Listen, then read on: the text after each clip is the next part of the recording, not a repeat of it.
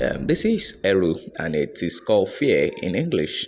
It talks about the gang of some notorious gangs of robbers that they will go and lay in bed in hotels and lodge houses just to waylay the politicians and the rich men that comes. That is the interrogation that they are having with the receptionist to show them where the rooms where the rich people usually lodges in their hotel, or the people that are rich. And whenever they comes like that in this movie, the gangs of thieves, they left some of their member around, so they project that fear into the receptionist, and she will not be able to she was not able to even leave her post to make some contact, and to cry out or raise an alarm.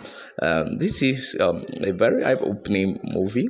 Go and watch the Arrow and let me know your comment.